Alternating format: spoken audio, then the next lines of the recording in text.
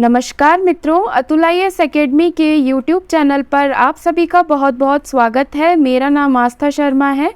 चलिए आज की टारगेट सीरीज़ को स्टार्ट करते हैं। EPFO एग्ज़ाम 2 जुलाई को आयोजित होने वाला है और इसी एग्ज़ाम की दिशा में हमने ये नई सीरीज़ MCQ सीरीज़ हिंदी माध्यम के विद्यार्थियों के लिए स्टार्ट की है। तो कल हमने औद्योगिक संबंध जो है वो पहली MCQ सीरीज़ हम लेकर आए थे औद्योगिक संबंध पर, और कल मैंने ऐसी चर्चा की थी कि अब मैं अगली सीरीज़ जो है वो श्रम कानून पर लेकर आऊँगी, यानी लेबर लॉज पर लेकर आऊँगी। तो उसी के मुताबिक आज हमारी जो सेकंड सीरीज़ है ये हम श्रम कानून पर स्टार्ट कर रहे हैं। श्रम कानून थोड़ा बड़ा टॉपिक है, इसलिए इसको हम 2 से 3 दिन तक डिस्कस करेंगे। आज हमारा पहला दिन है, तो आज हमने इस MCQ सीरीज़ के अंदर जितने भी प्रीवियस ईयर क्वेश्चंस हैं, यानी EPFO एग्ज़ाम 2017 और 2021 में श्रम कानून से कैसे क्वेश्चंस पूछे गए थे, तो वो प्रीवियस ईयर प्रश्न मैंने यहाँ पर इस MCQ सीरीज़ में आज व्याख्या सहित इंक्लूड किए हैं, ताकि हमें ये पता लग सके कि परीक्षा में कैसा पैटर्न जो है वो फॉलो होता है। और कल से फिर हम जो है अपने खुद के प्रश्न यहाँ पर स्टार्ट करेंगे। तो कोई भी अगर हम नया विषय उठाते हैं, जैसे श्रम कानून है तो वो एक नया विषय है हमारे लिए, तो हम इस पे पहले अपने प्रीवियस ईयर क्वेश्चंस देखेंगे ताकि पूरा आइडिया लग जाए कि क्या पढ़ना है और क्या नहीं पढ़ना है। 2 से 3 दिन तक कवर करेंगे ताकि अच्छे से हर टॉपिक से प्रॉपर प्रैक्टिस हमारी हो सके। चलिए आज के पहले प्रश्न की ओर बढ़ते हैं।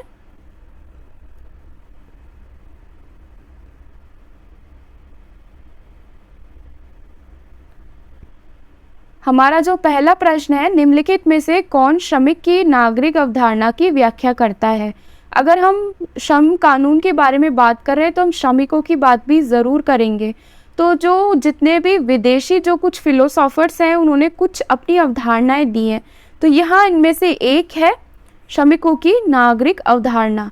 तो इस अवधारणा की व्याख्या कैसे की जाती है वो यहाँ पर हमसे पहले EPFO में सवाल जो है वो पूछा गया है। तो यहाँ पर विकल्प ए है, श्रमिकों को बड़े पैमाने पर नियोक्ताओं द्वारा उद्योग में ऑपरेटिंग संगठनों के रूप में माना जाता है। मांग और आपूर्ति के कानून से श्रमिक जो है वो प्रभावित होते हैं। श्रमिकों को उन नियमों और शर्तों के संबंध में परामर्श करने का अधिकार है जिनके तहत उन्हें काम करना चाहिए। मशीन में श्रमिक एक दांत के समान जो है वो होता है। तो यहाँ पर हमारा जो सही विकल्प है वो हमारा है विकल्प सी। चलिए इसकी व्याख्या की ओर बढ़ते हैं।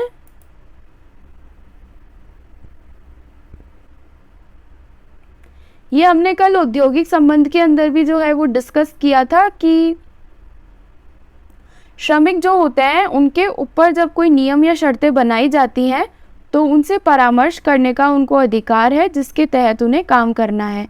यानी अगर कोई भी डिसीज़न लिया जाता है तो पहले श्रमिकों से जो है वो कंसल्टेशन होनी चाहिए। यानी फैक्ट्री में अगर मैं काम कर रही हूँ तो मेरे से पूछा जाना चाहिए कि मेरे ऊपर कैसे नियम बनाए जाएंगे।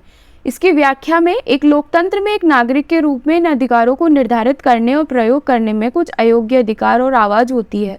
औद्योगिक जो श्रमिक होते हैं उनके भी वही अधिकार होते हैं जो औद्योगिक नागरिकों के होते हैं, यानी अलग जो लोग काम करते हैं उनके हिसाब से ही अधिकार औद्योगिक श्रमिकों को भी मिलते हैं। श्रमिकों को उन नियमों और शर्तों के संबंध में परामर्श करने का अधिकार है जिनके तहत उन्हें काम करना चाहिए। एक उद्योग में श्रमिकों का कल्याण भी अनिवार्य है, यानी सिर्फ उनसे काम ही नहीं करवाना, उनके कल्याण के बारे में भी सोचना चाहिए। कई बार फैक्ट्री मालिक जो है इन सब बातों के बारे में नहीं सोचते हैं, इसलिए सरकार ने कानून बना के उनको बाध्य किया है ताकि वो इनके कल्याण के बारे में भी नियम बना सकें। और सिर्फ श्रमिकों का अनुप्रयोग होता है। श्रम, मजदूर, श्रमिक, कामगार या कर्मचारी शब्द का उपयोग उद्योग में मजदूरी कमाने वाले मानव एजेंटों को संदर्भित करने के लिए किया जाता है। यानी जो श्रमिक जो शब्द है उसमें सब आ गए, श्रम आ गया, मजदूर आ गया, श्रमिक आ गया, कामगार आ गया, कर्मचारी आ गए, सब आ गए। और श्रमिक कल्याण की अवधारणा को लोकतंत्र और कल्याणकारी राज्य की अवधारणाओं से प्रेरणा मिली है। अतः हमारा सही उत्तर है जो है वो विकल्प सी है। चलिए हमारे प्रश्न नंबर 2 की ओर बढ़ते हैं।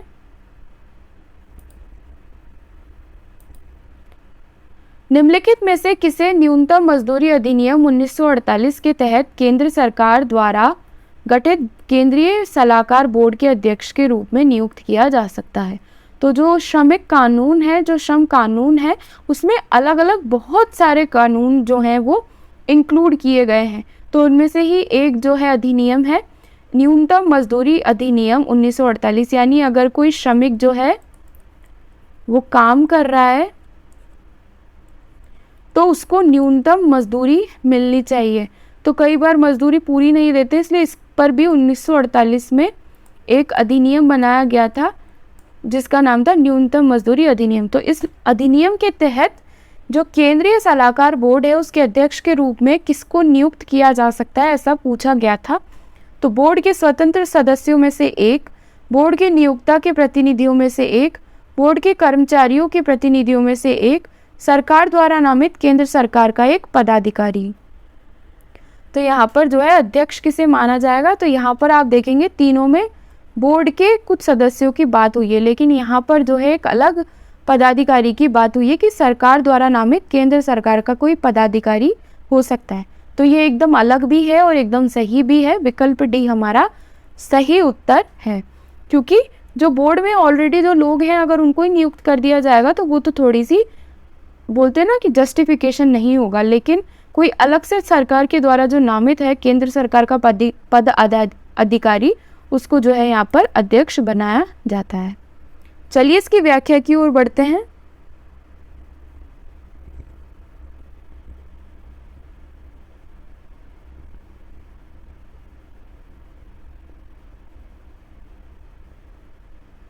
तो ये जो केंद्रीय सलाहकार बोर्ड होता है इसका काम होता है सलाह देना। जैसे कुछ अधिनियम बनते हैं तो फैक्ट्रियों को सलाह देना, तो उसमें कौन अध्यक्ष हो सकता है, ऐसा पूछा गया था। न्यूनतम मजदूरी अधिनियम की धारा 8 के तहत मजदूरी की न्यूनतम दरों निर्धारण और संशोधन एवं अन्य मामलों में केंद्र और राज्य सरकारों को सलाह देने के लिए, यानी ये जो सारे काम हैं मजदूरी की न्यूनतम दर निर्धारण, संशोधन एवं अन्य मामलों में केंद्र और राज्य सरकारों की सलाह, इनके उद्देश्य से सलाहकार बोर्ड के काम और समन्वय के लिए केंद्र सरकार द्वारा एक केंद्रीय सलाहकार बोर्ड जो है वो नियुक्त किया जाता है, ताकि ये सारी चीज़ें अच्छे से हो सके। केंद्रीय सलाहकार बोर्ड में अनुसूचित रोजगार में नियोक्ताओं और कर्मचारियों का प्रतिनिधित्व करने वाले केंद्र सरकार द्वारा नामित किए जाने वाले व्यक्ति शामिल होंगे, जिनकी संख्या बराबर होगी। एक स्वतंत्र व्यक्ति अपने सदस्यों की कुल संख्या का 1/3 से अधिक नहीं होगा। ऐसे स्वतंत्र व्यक्ति में से एक को केंद्र सरकार द्वारा बोर्ड का अध्यक्ष नियुक्त किया जाएगा। तो इस हिसाब से हमारा विकल्प डी सही उत्तर है। ठीक है, चलिए हमारे प्रश्न नंबर 3 की ओर बढ़ते हैं।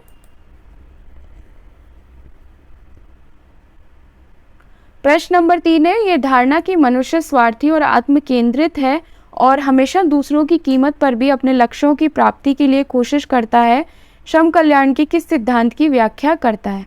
तो श्रम कल्याण जिसके बारे में हमने पहले भी पढ़ा था, उसमें कुछ सिद्धांत लागू होते हैं, जैसा कि मैंने आपको पहले बताया था। तो यहाँ पर एक सिद्धांत बताया गया है, तो उसकी व्याख्या कैसे होगी? तो 4 सिद्धांत है, तुष्टीकरण, पुलिस, धार्मिक और लोकोपकारी। हमारा सही उत्तर यहाँ पर है पुलिस सिद्धांत। यानी पुलिस सिद्धांत के अंदर बताया गया है कि मनुष्य स्वार्थी है और आत्म केंद्रित है और अपने लक्ष्य की प्राप्त करने के लिए दूसरों की कीमत पर भी जा सकता है। तो इस प्रकार से हमारा सही उत्तर हुआ विकल्प बी। नाम से तो थोड़ा अलग लग रहा है, लेकिन हम इसे ज़रूर याद करेंगे, क्योंकि सिद्धांतों पर जो है प्रश्न पूछे जा रहे हैं ईपीएफओ के अंदर। तो कितने भी जो भी सिद्धांत हैं उन्हें हम अच्छे से रीड आउट करेंगे, तो इससे हमारा ये कंक्लूजन निकल कर आता है। तो श्रम कल्याण का पुलिस सिद्धांत कहता है, श्रम कल्याण नियोक्ताओं, ट्रेड यूनियनों, सरकारी और गैर सरकारी संस्थाओं और एजेंसियों द्वारा श्रमिकों की भलाई का ख्याल रखने से संबंधित है। कल्याण में वे सब शामिल है जो कर्मचारियों के आराम और सुधार के लिए किया जाता है और वेतन के अतिरिक्त प्रदान किया जाता है। यानी सिर्फ वेतन ही नहीं, उसके अलावा भी जो काम होते हैं, जैसे उनको आराम मिले, उनके सुधार हो, उनके जो भी उनका काम करने की जगह है वहाँ पर, तो वो सब कल्याण में शामिल है।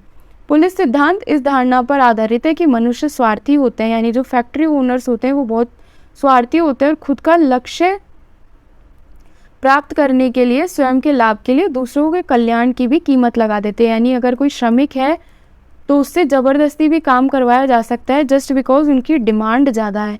तो उस डिमांड को पूरा करने के लिए ये लोग इनसे ओवर टाइम करवा सकते हैं, इनसे ज़बरदस्ती काम करवा सकते हैं। तो मनुष्य जो है वो बहुत स्वार्थी होते हैं, तो उसे नियोक्ताओं को जो है ये कल्याण कर सके, इसलिए ये पुलिस सिद्धांत यहाँ पर दिया गया है। चलिए हमारे प्रश्न नंबर 4 की ओर बढ़ते हैं। हमारा प्रश्न नंबर 4 कहता है कि डॉक्टर अक्रोयड का सूत्र किसके निर्धारण से जुड़ा हुआ है। यानी डॉक्टर अक्रोयड ने कोई सूत्र दिया था। तो यहाँ पर हमारे 4 विकल्प हैं: उचित मजदूरी, न्यूनतम मजदूरी, जीविका मजदूरी, वास्तविक मजदूरी। यहाँ पर हमारा सही उत्तर है न्यूनतम मजदूरी। यानी मजदूरी कैसी दी जाए, न्यूनतम एकदम होनी चाहिए। जो हमारा न्यूनतम मजदूरी अधिनियम भी 1948 जो हमने पहले पढ़ा था, तो यहाँ पर इसका सही उत्तर है विकल्प बी। तो जो डॉक्टर अक्रोयड का जो सूत्र है ये न्यूनतम मजदूरी के निर्धारण से जुड़ा हुआ है। चलिए हमारे प्रश्न नंबर 5 की ओर बढ़ते हैं। तो आप यहाँ से क्या कंक्लूजन निकाल सकते हैं कि ईपीएफओ में वन लाइनर यानी एक एक लाइन से भी क्वेश्चंस जो है वो सिंपल से उठाकर भी पूछ लेते हैं। तो हमें ऐसी छोटे छोटे जो ये नाम वाले सिद्धांत हैं, डॉक्टर अक्रोयड हो गया, पुलिस सिद्धांत हो गया, तो इनको हम अच्छे से बहुत तैयार करेंगे। हमारे प्रश्न नंबर 5 की ओर बढ़ते हैं। समाज के सदस्य के रूप में प्रत्येक व्यक्ति को सामाजिक सुरक्षा का अधिकार है और राष्ट्रीय प्रयासों और अंतर्राष्ट्रीय सहयोग के माध्यम से और प्रत्येक राज्य के संगठन और संस्थानों के अनुसार उनकी गरिमा के लिए अपरिहार्य आर्थिक, सामाजिक और सांस्कृतिक अधिकारों की प्राप्ति और उनके व्यक्तित्व का मुक्त विकास का हकदार है। सामाजिक सुरक्षा के महत्व के जोर देने वाला ये कथन निम्नलिखित में से किसमें व्यक्त किया गया है। यहाँ पर हमें 4 विकल्प दिए: मानव अधिकारों की सार्वभौमिक घोषणा, ILO यानी इंटरनेशनल लेबर ऑर्गेनाइजेशन, अंतर्राष्ट्रीय श्रम संघ की फिलाडेल्फिया घोषणा, श्रम पर पहले राष्ट्रीय आयोग की रिपोर्ट, भारतीय संविधान का राज्य नीति निर्देशक सिद्धांत। तो यहाँ पर ये जो इतना बड़ा पैराग्राफ जो लिखा हुआ है, इसको मानव अधिकारों की जो सार्वभौमिक घोषणा हुई थी वहाँ पर ऐसा बोला गया था। तो हमारा जो सही उत्तर हुआ वो विकल्प ए हुआ।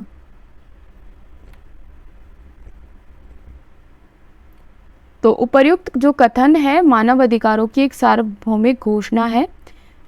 मानव अधिकारों की सार्वभौमिक घोषणा, जिसे UHDR बोलते हैं, मानव अधिकारों के इतिहास में एक मील का पत्थर उपलब्धि थी।